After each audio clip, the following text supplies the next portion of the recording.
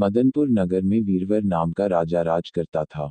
उसके राज्य में एक वैश्य था जिसका नाम हिरण्यदत्त था। उसके मदनसेना नाम की एक कन्या थी। एक दिन मदनसेना अपनी सखियों के साथ बाग में गई। वहां संयोग से सोमदत्त नामक सेठ का लड़का धर्मदत्त अपने मित्र के साथ आया हुआ था। वह मदनसेना को देखते ही उससे प्रेम करने लगा।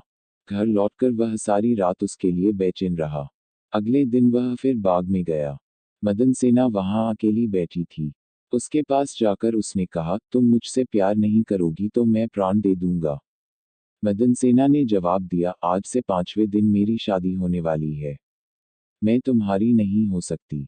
वह बोला, मैं तुम्हारे बिना जीवित नहीं रह सकता। मदनसेना डर गई। बोली, अच्छी बात है। मेरा ब्याह हो जाने दो। मैं अपने पति के पास जाने से पहले तुमसे जरूर मिलूंगी। वचन देके मदनसेना डर गई। उसका विवाह हो गया और वह जब अपने पति के पास गई तो उदास होकर बोली, आप मुझ पर विश्वास करें और मुझे अभय दान दे तो एक बात कहूं। पति ने विश्वास दिलाया तो उसने सारी बात कह सुनाई। सुनकर पति ने सोचा कि यह बिना जाए मानेगी तो है नहीं, रोकना बेकार है। उसने जाने की आज्ञा दे दी। मदनसेना अच्छे अच्छे कपड़े और गहने पहनकर चली। रास्ते में उसे एक चोर मिला। उसने उसका आंचल पकड़ लिया। मदनसेना ने कहा, तुम मुझे छोड़ दो। मेरे गहने लेना चाहते हो तो लो। चोर बोला, मैं तो तुम्हें चाहता हूँ। मदनसेना ने उसे सारा हाल कहा, पहले मैं वहां हूँ आऊं, तब तुम्हारे पास आऊंगी। चोर ने उसे छोड़ दिया। मदनसेना धर्मदत्त के पास पहुंची। उसे देखकर वह बड़ा खुश हुआ और उसने पूछा, तुम अपने पति से बचकर कैसे आई हो? मदनसेना ने सारी बात सच सच कह दी। धर्मदत्त पर उसका बड़ा गहरा असर पड़ा। उसने उसे छोड़ दिया। फिर वह चोर के पास आई। चोर सब कुछ जानकर बड़ा प्रभावित हुआ और वह उसे घर पर छोड़ गया।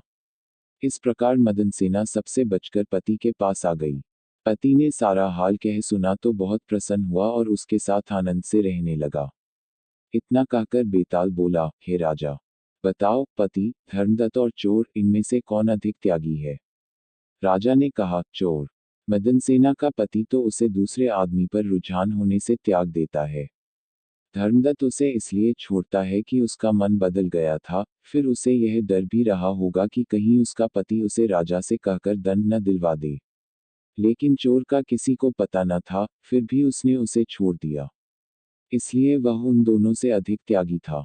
राजा का यह जवाब सुनकर बेताल फिर पेड़ पर जा लटका।